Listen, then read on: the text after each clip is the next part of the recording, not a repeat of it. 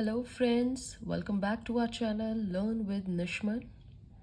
बच्चे, हम चैप्टर 4 की जनरल एक्सेप्शंस कर रहे थे. We did that in last video and in it we were doing excusable acts. Right. Excusable acts में हम क्या करते हैं बच्चे, जनरल एक्सेप्शंस को 2 डिविजन्स में डिवाइड कर देते हैं. One were excusable acts and the other one justifiable acts. हम एक्सक्यूजेबल एक्ट्स के we did 76, 79 and 80th section, जिसमें हमने person bound by law, person enabled by law, and the last one was about accident caused in lawful act. In all these 3 cases, person is excused from being liable. Now, continuing that, let's move to the another section which talks about excusable acts. Section 82 and 83. We will study both these sections together. Right बच्चे, बहुत अच्छे से समझना है क्या होते हैं क्या नहीं. 82 एंड 83 बहुत टॉक्स अबाउट बच्चे इन्फेंसी. इन्फेंसी, आपको इन्फेंसी का मतलब पता होगा. वी यूज टू से term infant. Infant means child, right. The same way infancy means childhood, बचपना. राइट. पर बचपना एक ग्रोन अप पर्सन का, मैच्योर पर्सन का नहीं चलेगा. It is only for the child. Let's say बच्चे, जो आपका 82 सेक्शन है, that says it includes an act of the child below 7 years of age. Right. जिसकी एज 7 साल से कम है और वो कोई ऐसा काम कर देता है which is crime in this IPC, या which act is being make you liable. That is, if done by the child of 7 years or below it, he will be excused by IPC. 1 साल, 2 साल, 3, 4, 5, 6, ये जितने भी साल का बच्चा है, अगर वो कोई ऐसा क्राइम कर देता है, अगर वही क्राइम कोई मैच्योर पर्सन करता तो वो लाइबल होता, but just because he is a infant वो लाइबल नहीं होगा. He will get excuse. Now, अब इसमें बच्चे एक चीज़ ये भी देखिए, nothing is an offence which is done by a child below 7 years of age. ये आपको पता चल गया. There will be no offence. आपके लिए मैं एक एग्जाम्पल देती हूँ. राइट. एक फादर है, उसकी टेबल पर गन रखी है, बच्चा खेलने आ जाता है रूम में and he so the gun. वो उठा के गलती से उसका ट्रिगर दबा देता है. Right. So and cause the death of his father, due to which father की डेथ हो जाती है, वो गोली जाके लगती है. Here child is not liable. Right. समझ में आ गया अब इन्फेंसी को हम कैसे यूज करते हैं. Child will not liable. Now बच्चे, the section 83 talks about the same thing, but here only the age difference हो जाता है. Here the child is, जो चाइल्ड है बच्चे, वो 7 साल से ज़्यादा है बट 12 years से कम है. दोनों केसेस में डिफरेंस समझ में आ गया. 83 में 7 से 12 साल के बीच का बच्चा होगा.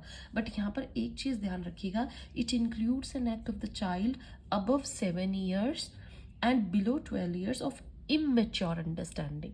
राइट. जैसे आज के बच्चे बहुत तेज है, उन्हें पता है कि क्या चीज़ कैसे यूज होती है. Here child is of immature understanding. Nothing is an offence which is done by a child above 7 years and below 12 years who has not yet attained sufficient maturity of understanding. Getting बच्चे, ऐसा बच्चा जिसने अभी तक उस maturity या उस act को समझने की अभी उसमें काबिलियत नहीं है, समझदारी नहीं है, you can say, then he will not be liable. Like उसको क्या क्या समझदारी होनी चाहिए थी. Sufficient maturity of understanding the and judge the nature and repercussions of his conduct. मतलब वो जो एक्ट कर रहा है वो कैसा है, उसको करने के बाद क्या क्या रिजल्ट हो सकते हैं, how the act he is doing. उस एक्ट को करने के मतलब जजमेंट उसको होनी चाहिए कि मैं कैसे कर रहा हूँ. राइट.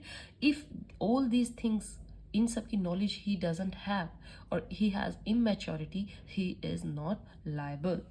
अंडरस्टूड बच्चे. सेक्शन 82 एंड 83 हमें इस चीज़ की बात करते हैं. जैसे कि मैं आपको बताती हूँ, सपोज इसका एग्जाम्पल देखिए. 10 year चाइल्ड है, killed his father with the gun in the shadow of immaturity. Maturity में अपने फादर की डेथ कर देता है. He will not be liable if he has not attain majority. यहाँ पर इफ ज़रूर है, यहाँ पर कोई इफ नहीं था बच्चे. Here we have if. Right. अब आपने बच्चे एक टर्म सुनी होगी, अच्छे से देखिए क्वेश्चन को लिख के कैसे आना है।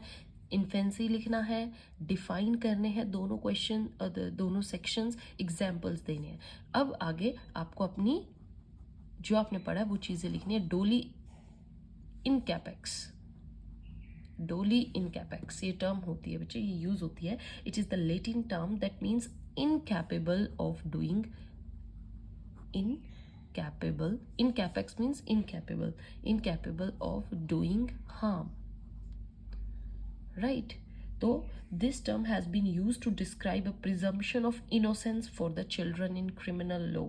मोस्ट कंट्रीज में doli incapax term use की जाती है for the children, most countries, तो आपको ये भी नॉलेज होनी चाहिए, right? Doli incapax means incapable of crime, forming a defense for children that a child is incapable of crime. ये एक बच्चे के लिए डिफेंस का काम करती है ये टर्म। ऑलराइट, नाउ बच्चे आप आगे इसमें ये भी समझना, ये इन्फेंसी है, ये 12 साल के बच्चों तक हो गए। नाउ नेक्स्ट जो बच्चे 18 साल तक के होते हैं, ठीक है, children up to 18 years of age, वो भी कब तक लाइबल होंगे? They will be liable only if, उनके केस में देखिए जो 18 साल से कम है, इनसे ज़्यादा है, उनके केस में क्या होगा? दे will be liable only if he or she has an insight into both the legality and punishability of the act. उनको ये भी पता होना चाहिए जो एक्ट है लीगल है कि इलीगल है। Secondly they must know about the punishment they are going to get, right? A minor can be tried as an adult only when a general test is done, अगर उस पर test किया जाए, ध्यान से सुनना बच्चे, to ascertain whether the child had adequate understanding of the consequence of his actions, right?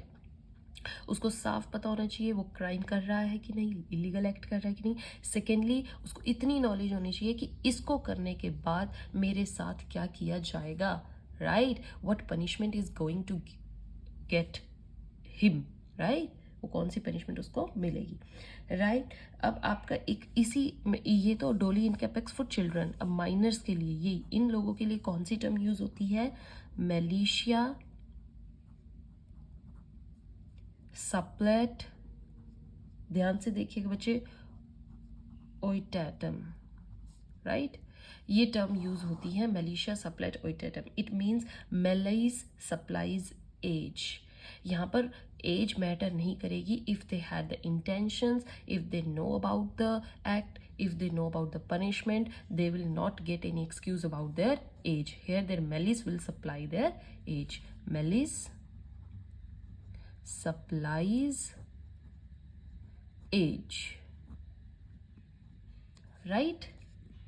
आपका एक केस है बच्चे, इसमें बहुत बढ़िया केस, हर देखिए मैं आपको हर सेक्शन में केस बता रही हूँ, कोई भी आ जाएगा अच्छे से लिख के आना, बुक से पढ़ लीजिए इनको, बुक्स में बहुत अच्छे गिवन होते हैं, that is up to you. Hiralal versus state of Bihar, बहुत बढ़िया केस है बच्चे। इसमें क्या था मैं आपको पढ़ के बताती हूँ। An 11-year-old child quarreled with the deceased and threatened to cut the deceased into pieces. एक बच्चा है 11 साल का, वो जो सामने उसके एक डिजीज है, मतलब जिसके साथ उसने काम किया है, द सेकेंड पर्सन, उसको उसने थ्रेटन किया चाकू उठा के कि मैं तेरे काट दूंगा, तेरे को पीसेस में तेरे टुकड़े टुकड़े कर दूंगा, राइट? काट के the child pick up the knife and actually stab the deceased to death, और वो एक्चुअल में चाकू घोंप देता है उस आदमी को, सेकेंड पर्सन को, ठीक है? The trial court convicted the boy, यहाँ पर उसको कन्विक्शन होती है।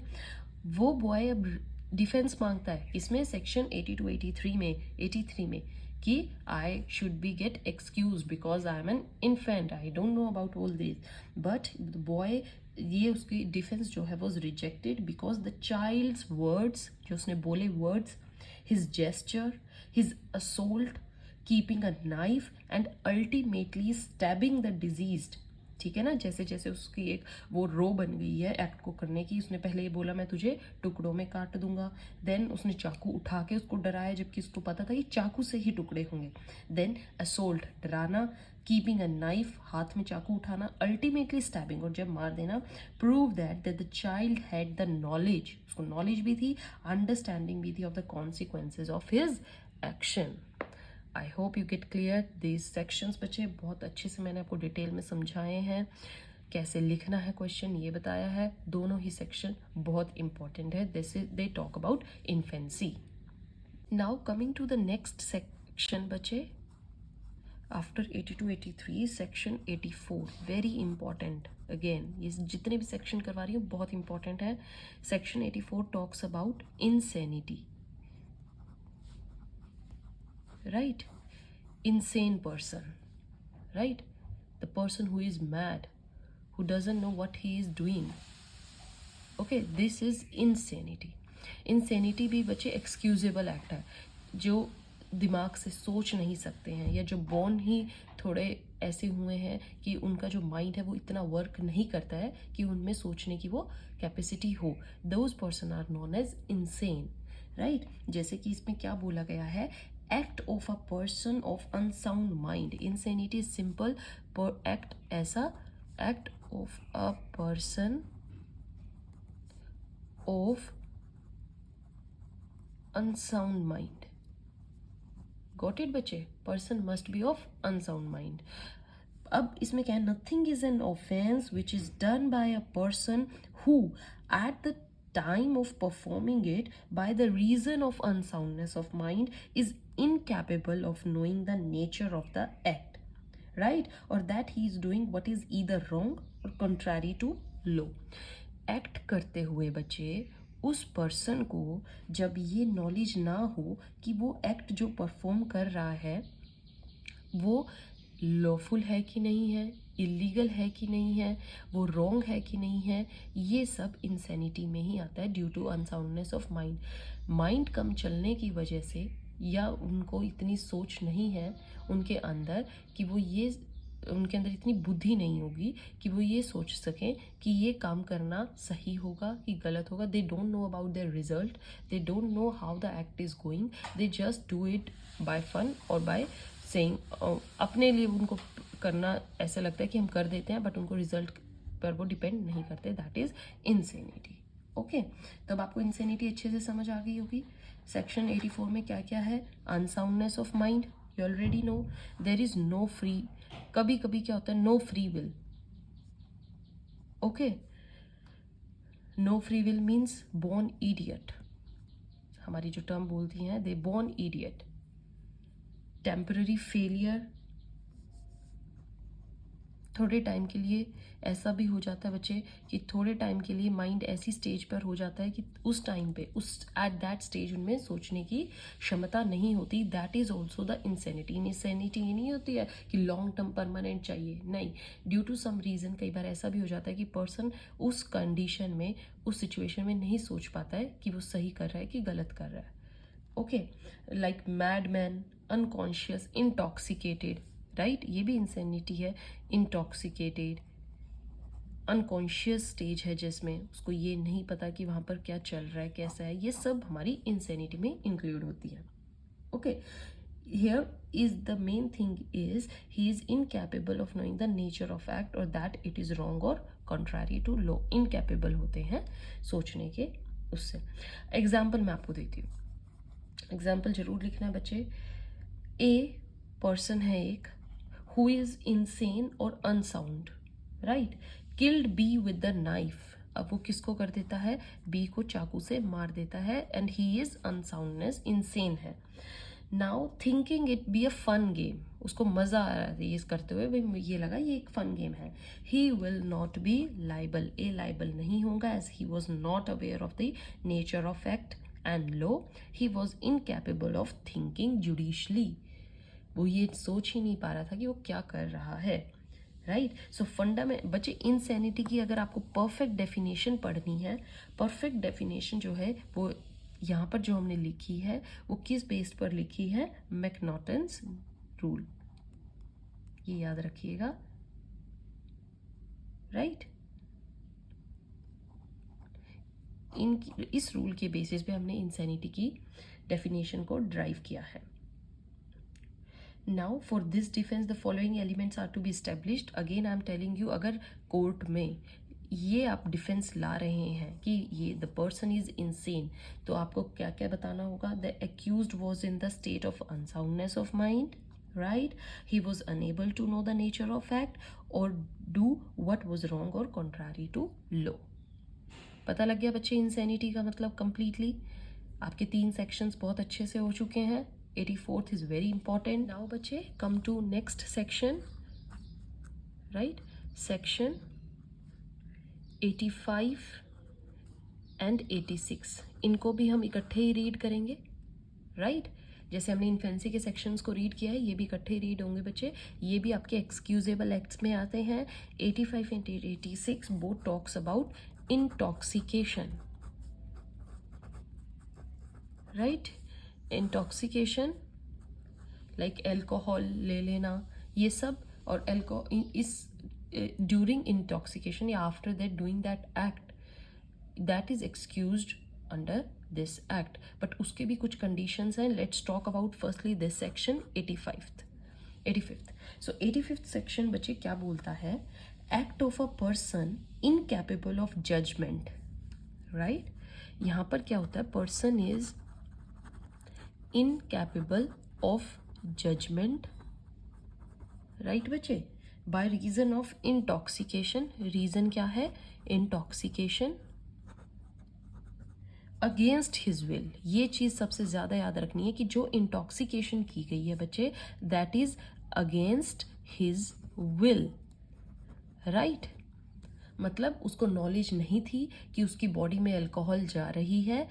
एंड आफ्टर दैट जब सॉरी वो इस स्टेज पे आ जाता है कि इंटॉक्सिकेशन लेवल बहुत हो गया, and then he is incapable of thinking या judging any act which he is doing, then he will be get excuse. Because intoxication उसको उसके विल के अगेंस्ट दी गई थी. उसे पता भी नहीं था कि उसकी बॉडी में क्या जा रहा है. ऑल राइट, जैसे कि क्या है इसमें? Nothing is an offence which is done by a person who at the time of doing it by the reason of intoxication is incapable of knowing the nature of the act or that he is doing what is either wrong or contrary to law. वो कुछ ऐसा कर रहा है, ना तो वो सोच पा रहा है, या वो ऐसा कर रहा है कि वो काम गलत है, ये लॉ के अगेंस्ट है, बट उसको ये नहीं पता कि ये एक्चुअली में अगेंस्ट वर्क है या एक रॉन्ग वर्क है. Provided that, main thing, provided का मतलब क्या होता है बच्चे? ये होना जरूरी है. Provided that the thing which is intoxicated him was administered involuntary without his will और नॉलेज. इनवॉलंटरी थी and without his knowledge and will, against his will दी गई, राइट? एक एग्जाम्पल आप इसमें लिख के आए थे, बहुत बढ़िया एग्जाम्पल. क्या है? A drank alcohol given by his friend thinking it to be a cold drink. Okay, friend ने उसको दी, कहते हैं कोल्ड ड्रिंक है, पी, and he took it. So he became intoxicated and after that he hit a person on driving his car back to home. जब वो घर जा रहा था, he hit it.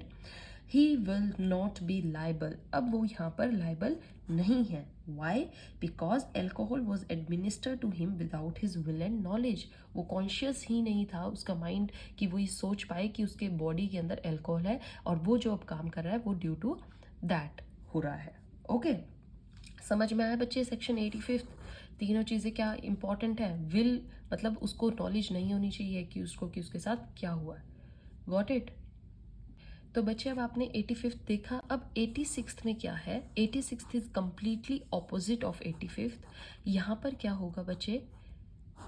यहाँ पर पर्सन जो है वो लाइबल होगा. इंटॉक्सिकेशन बिल्कुल भी उसको नहीं मिलेगा डिफेंस अगर उसने वो वॉलेंट्री कंज्यूम की है तो. ऑल राइट, इसमें क्या है? Offence requiring a particular intent और knowledge committed by person one who is intoxicated. अगर उसको वो इंटेंट है, नॉलेज है कि वो क्या काम कर रहा है और वो इंटॉक्सिकेशन के अंडर है तो भी वो लाइबल होगा. Presumption of knowledge unless proves intoxicated without his knowledge or against his will is never excusable by the court of law. Right बच्चे? बाई चांस एक पर्सन ने अल्कोहल कंज्यूम कर रखी है और वो एक एक्ट कर देता है जिस एक्ट की उसको नॉलेज थी कि ये एक्ट करने से ये हार्म होगा या ये इसके रेपरकशंस हैं, ये रिजल्ट्स होंगे, पनिशमेंट की उसको नॉलेज थी, तो वो कोर्ट में लाइबल होगा अनलेस इट इज़ प्रूव्ड कि जो अल्कोहल थी वो उसको विल के अगेंस्ट दी गई थी. समझ में आया? जैसे एक एग्जांपल क्या है बच्चे? A person intoxicated stabs another person under the influence of alcohol, alcohol के नशे में क्या करता है, पर्सन एक दूसरे को चाकू मार देता है, एंड जो अल्कोहल थी वो उसको कब दी गई थी, in the party against his knowledge. तो ये तो हमारा सेम एग्जाम्पल 85th बन गया, ही will not B liable. But 86th में क्या है, if that person had stab that person under voluntary intoxication, मतलब उसने खुद शराब पी, अब चाहे वो इंटॉक्सिकेशन फुली है नहीं है, फिर उसने स्टैब किया है, then he will be liable. Got it? Here it is against his will on involuntary, here it is voluntary. The major difference between section 85 and 86 is that 85 person is intoxicated involuntary, here person is intoxicated voluntary. Got it bache? That is why under section 85 defense is provided to the accused, and in 86 the person is held guilty of the offense. Right? आपका एक case है बहुत बढ़िया, Jethu Ram versus state of MP, right. State of MP में Jethuram case में क्या था बच्चे, where accused drank liquor at the persuasion of his father to elevate his pain, मतलब एक पर्सन ने शराब इसलिए पी ली कि उसके फादर ने कहा था कि इससे जो तुम्हें तकलीफ हो रही है, बॉडी में कोई पेन हो रहा है, वो दूर हो जाएगा। It can not be said that administration of liquor to him was against his will. यहाँ पर अब ये नहीं कहा जाएगा कि ये तो अगेंस्ट हिज विल थी, उसके फादर ने बोला इसलिए पी, नहीं। Therefore, he would not claim any benefit under section 85, क्योंकि जब वो पी रहा था he knew that he is drinking a liquor. It's just that उसके फादर ने एक एडवाइस दी है, तो advice can never be taken as an excuse कि मेरे को उसने बोला कि तू पी ले और मैंने पी ले। नो, पी तो आपने ही है ना। When you were drinking, you know already that what I am consuming inside my body, so it will not be a defense, right बच्चे। आपका इनवॉलेंट्री टॉक्सिकेशन का इसमें जो आप 85th में लिख सकते हो, वो आपका केस हो जाएगा बासुदेव वर्सेस स्टेट ऑफ पेप्सो। ये बहुत बढ़िया केसेस हैं बच्चे जो मैं आपको बताती हूँ, अंडरलाइन कर ला करो, इनको लिख के आया करो, बहुत बढ़िया है। ये आपका वॉलेंट्री का है सेक्शन 85th का, ये आपका sorry section 86, this is 85th। Getting? इसके साथ बच्चे अब हमारे excusable acts we have done, ठीक है। जो जो एक्सक्यूजेबल एक्ट्स होते हैं जिनके कारण आपको एक एक्सक्यूज मिल जाए, वो हम कर चुके हैं। In next video we are going to do justifiable acts, right, which are justified by the court if done under certain condition, right. Okay, अगर आपको स्टिल किसी भी सेक्शन में दिक्कत आ रही है बच्चे, या मैंने कोई पॉइंट समझाते हुए वीडियो में आपको कोई समझ नहीं आ रहा है point, just comment below, I will make another video of it and give you good explanation, right. Thank you.